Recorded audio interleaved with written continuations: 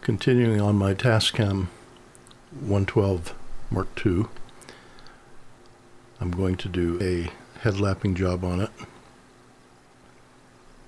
Got pretty good wear, and my left channel is a little bit attenuated. I'm losing some of the high frequencies. So we'll take this off,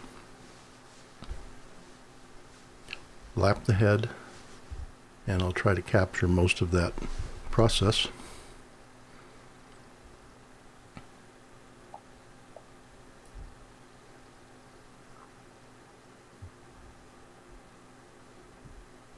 This is a combined record playback head.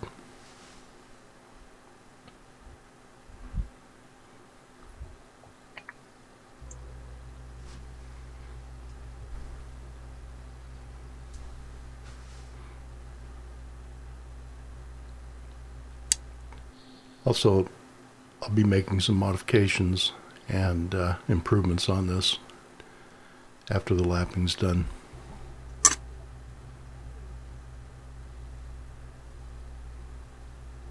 Now, desolder these quickly.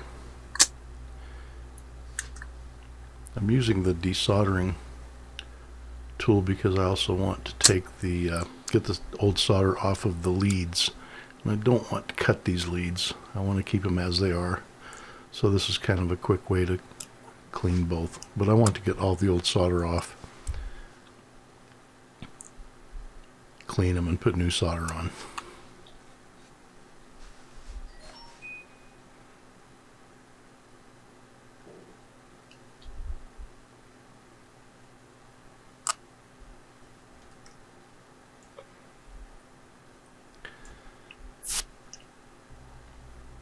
All right.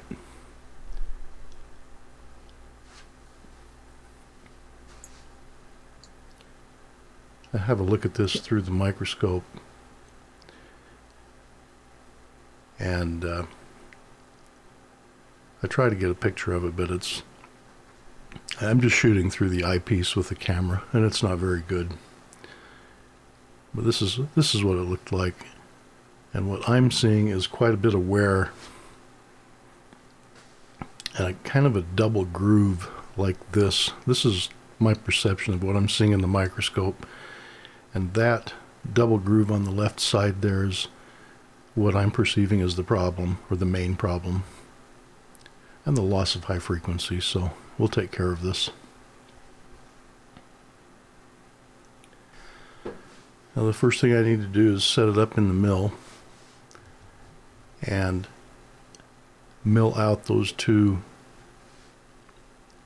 spot welds so I can remove the tape guide.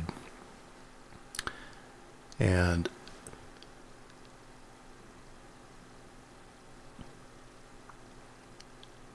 of course I'm being very gentle on this, but I'm setting this up and then establishing a 0 on the X and Y so that I can come back to it if I need to for any reason. I may need to bore deeper. I may need to make a brand new tape guide if this one's worn too badly. And so I'll establish a datum on 2 points and then keep track of where I'm at. I can always come back and re-reference that or make a new part that will fit in the same spot within a very, very close tolerance.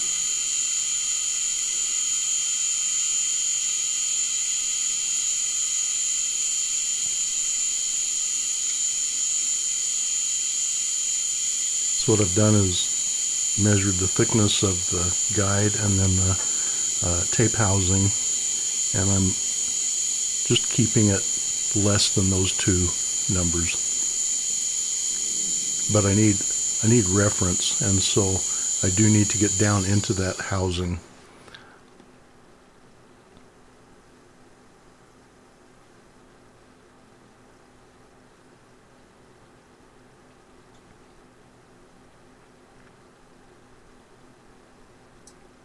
And of course this is how I'm doing it here. I'm just using the DRO and then making notes.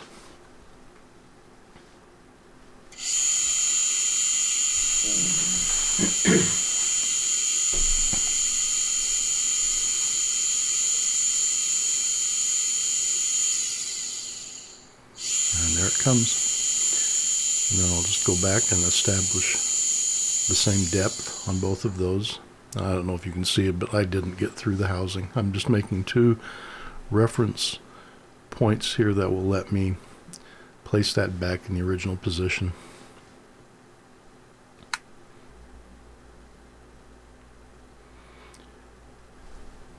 Okay, I'm going to start out here with 2000 grit.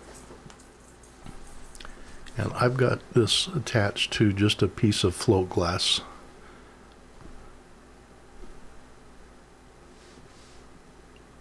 And it's sufficient for this.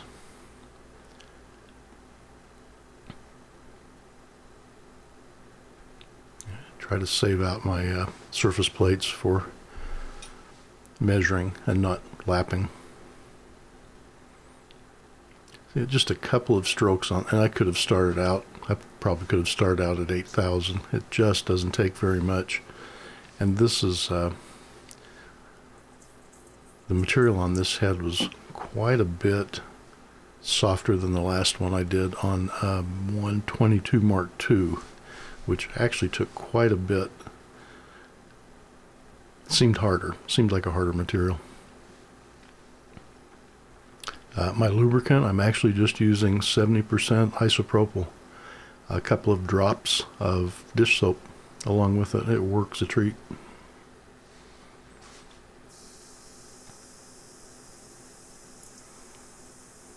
I think I switched to 3000 here.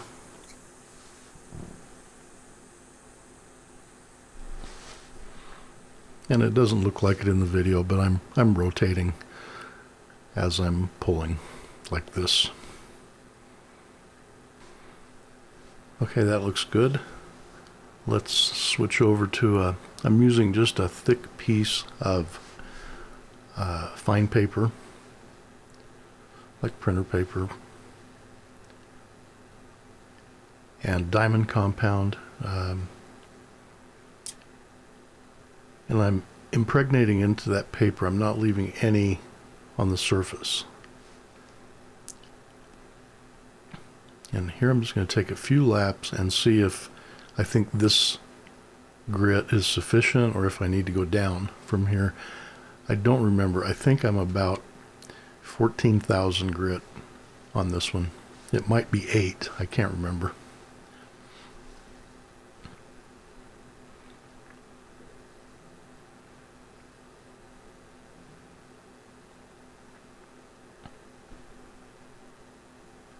I can see I'm removing material, so that looks pretty good.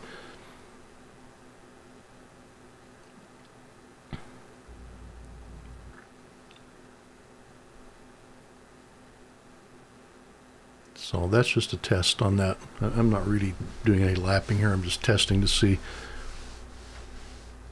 what the diamond paste is doing and how quickly it's abrading and taking care of those last 3000 grit marks. So that seems to be okay. I'll continue with that.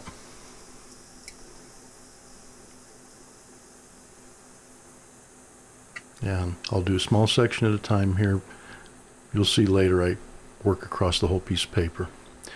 In the beginning here where I'm just starting, what I'm doing is fine, but as I get farther up the polished chain, I want to use fresh material for each pass. I don't want to keep going back over what's already been removed because that will actually scratch more. But right now I'm just establishing a baseline.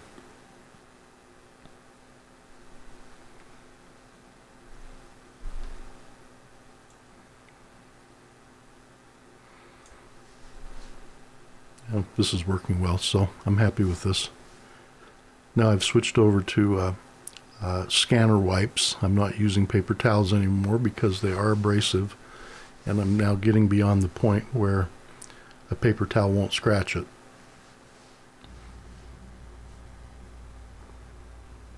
So a little bit of time with that. It's getting better, it's starting to look good.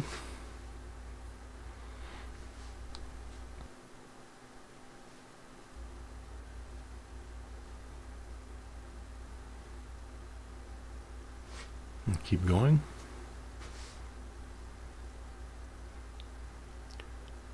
Now I'm starting to lighten up on the pressure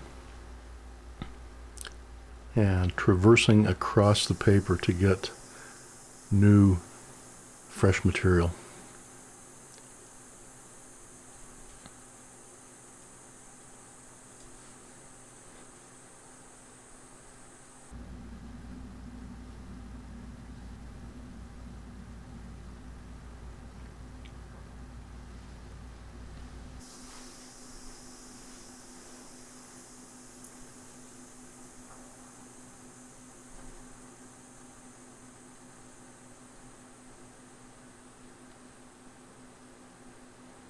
Alright, fresh piece. And coat the whole paper with the, I finish up with 1 micron. So I think that's maybe in the 25,000 grit range, something like that.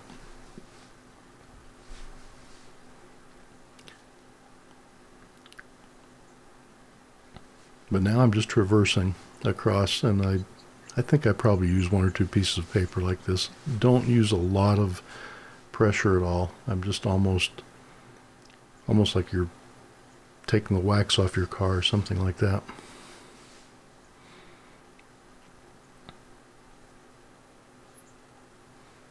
And eventually you make it all the way across. And I think I did that twice with another fresh piece after this too.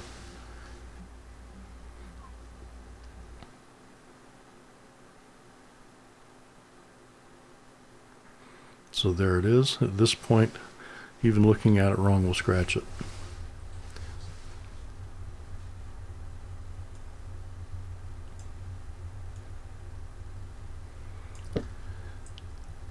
So I've got it reassembled now with the guide, and that's bonded in place. And I want to give the guides a little polish. So again, I did this on another video. This is just a piece of pegwood with 2,000 or 3,000 grit paper attached to it, and I'm just polishing and rounding over the guides on this. I pretty much do this on every head I come across.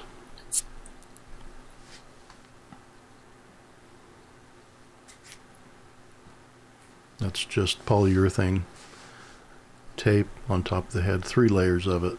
I won't be cutting through that.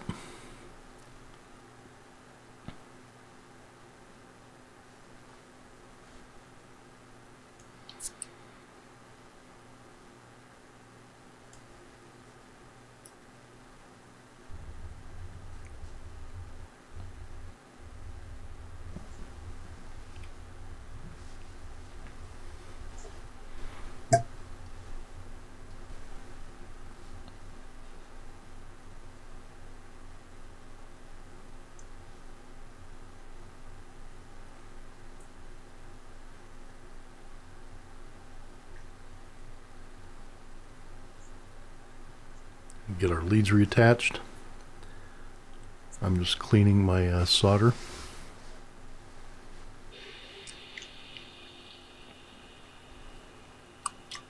I really want no contamination on these joints at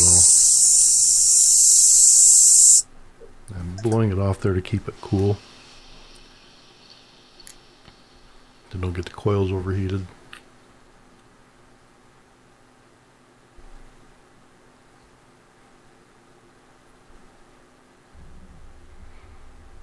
I'm trying to find a position for the camera and for me at the same time, and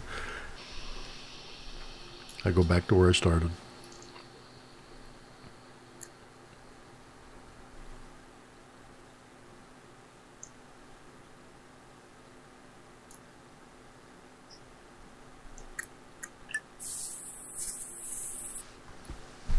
cool. That one's giving me a little trouble, and keep working with it.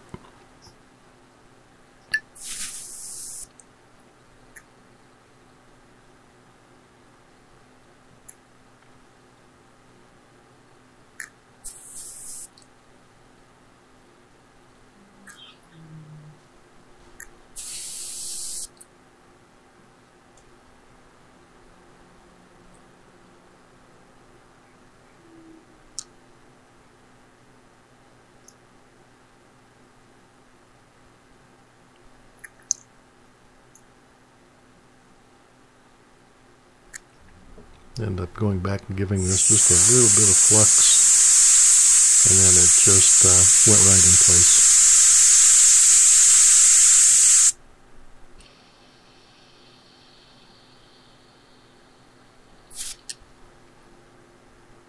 Cleaned it, looked it over. I just didn't like the way that one looked, so that's all it needed. It just needed a little bit of flux, and we'll clean that off.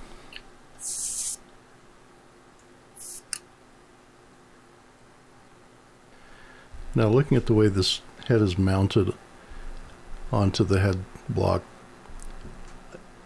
it's a single post, brass post, a long brass post, and then another one with a spring on it for the azimuth adjustment. This is a resonance factory. It's like running a bow on a violin string. And so I'm going to do a little damping here to the whole case assembly, just using heat shrink. And this is a dual purpose. It's also backing up the bond on that tape guide. I tried a couple different sizes on this, and then I went back and kind of split the difference and went with one in between. And there's what I'm talking about, the resonance factory.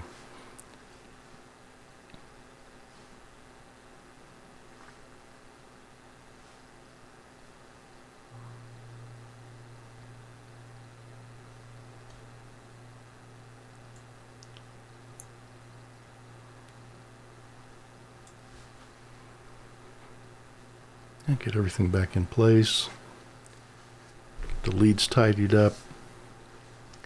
This is obviously a shield, and I'll be dealing with that in a few minutes also.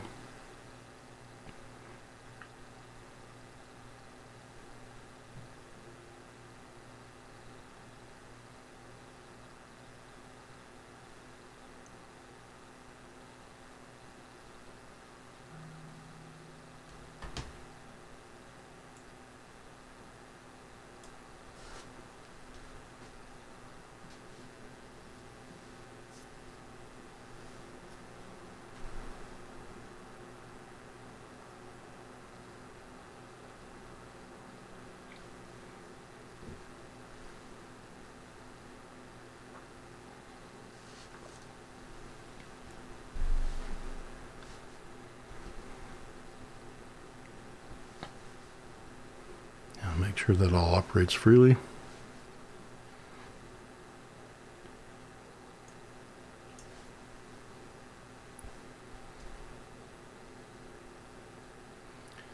I'm putting in my M300 gauge here. Set the height on the head and make sure it's perpendicular to the body.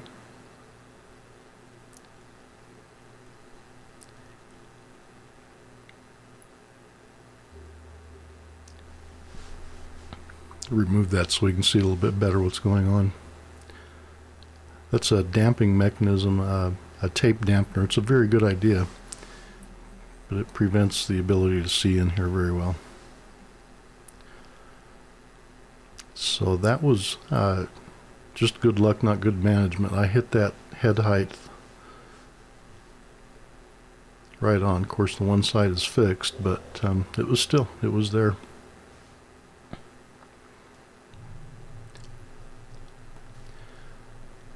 making sure it's fully engaged.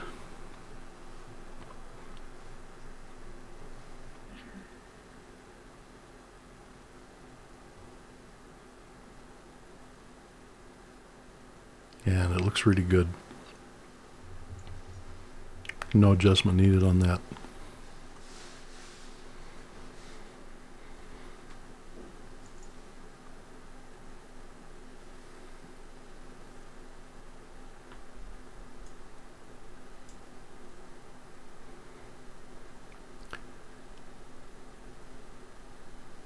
What I'm showing here is what I'm looking for in terms of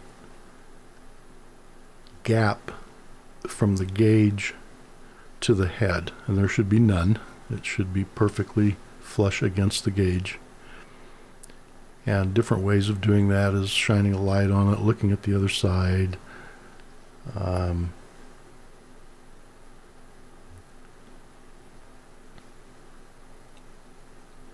holding a piece of paper behind it with the light on that.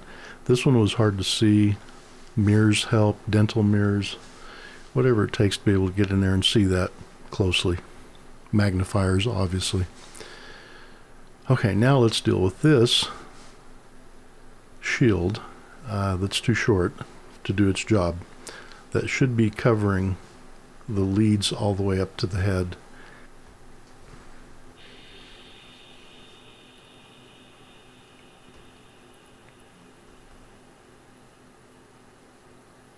I'm just double checking that, and I'm happy with it.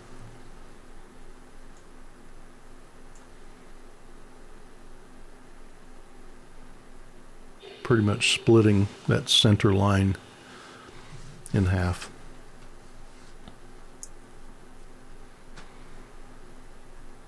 Okay, the problem that we have here is that this should be coming up around the base of that head to fully shield those leads. And it does in the 122 Mark III, like this one here. Those heads are longer, of course, and it's the same shield, but the heads are longer, so it fully covers the base of those record and playback heads, and that's the way it should be. And so I'm going to correct that on the 112 Mark II. It was obviously a cost-cutting measure. They made one shield and put it on 2 or 3 different decks, 2 decks anyway. And I understand there's machining costs for tool and die, but this shield is basically doing nothing. And we obviously have a lot more EMI and RFI around to deal with today than they did when this was made. So this is important.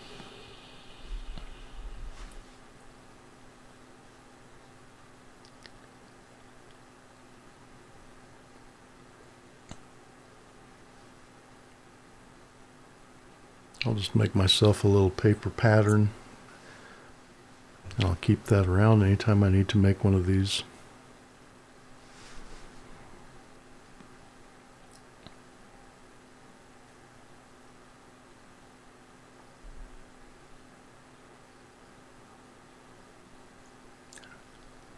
Just move that up the amount that I need.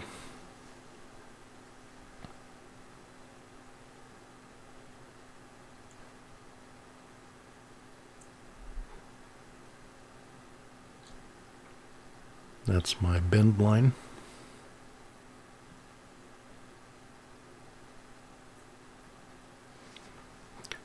And cut it out, although my scalpel's not very sharp.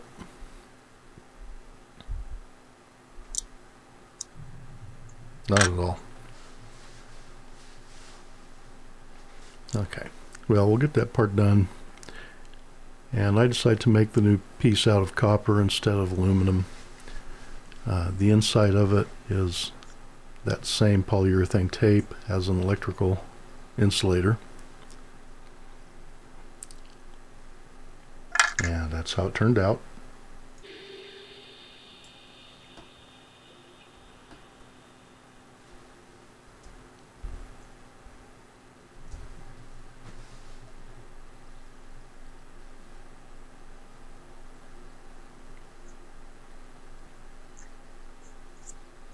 About a 1/4 inch, maybe 230, 240 thousandths longer than the original.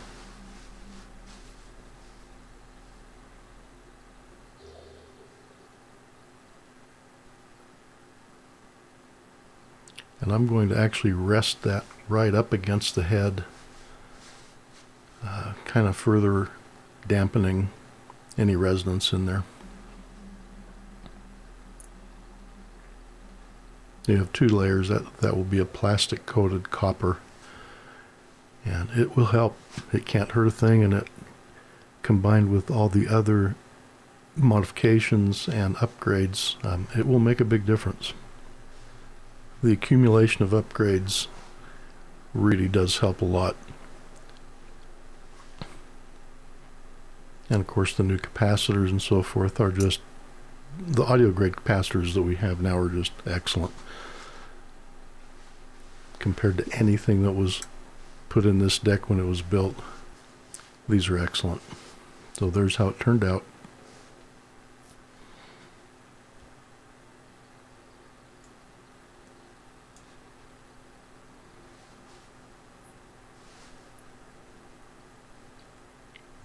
So after a demagnetize, a degauss, this is ready to go back in.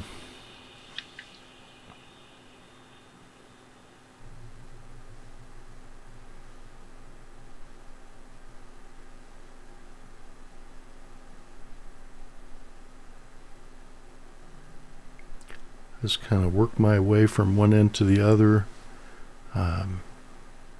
touching anything in there that might be ferrous in the tape path. Then go to the erase head.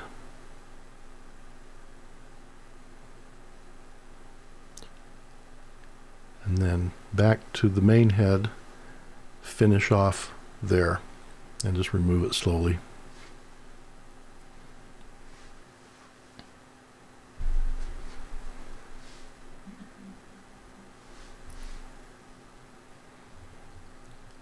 Now I've just got a brand new foam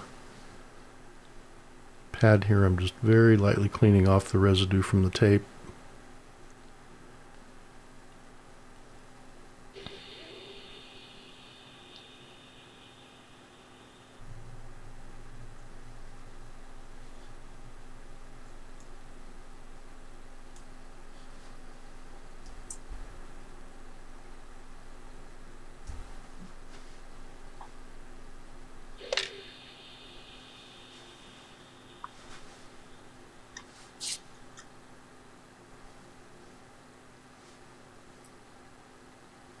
And we'll get our door back on. That bar in the front there that makes it hard to clean the heads and the rollers, or the roller, is also a damping mechanism that's really a good idea, and I think it works well.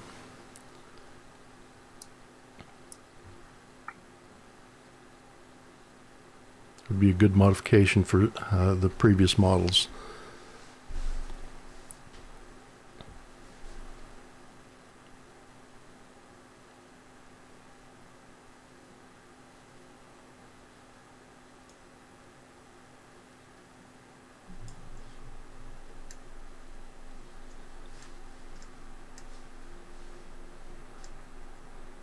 Yeah, I like the way that works.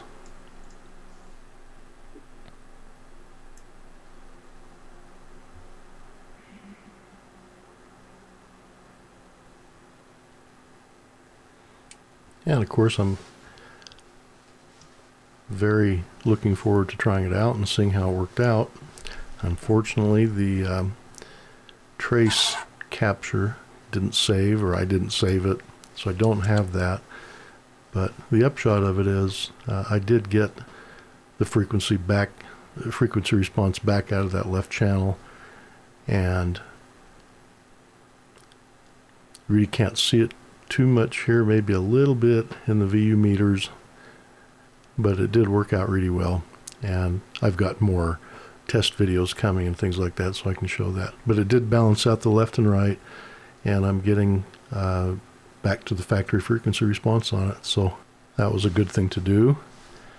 And I'll continue on the next video with a capstan motor pulley upgrade. So stay tuned for that, and I hope you enjoyed this one, and I hope you watch the next one. Thank you for joining me.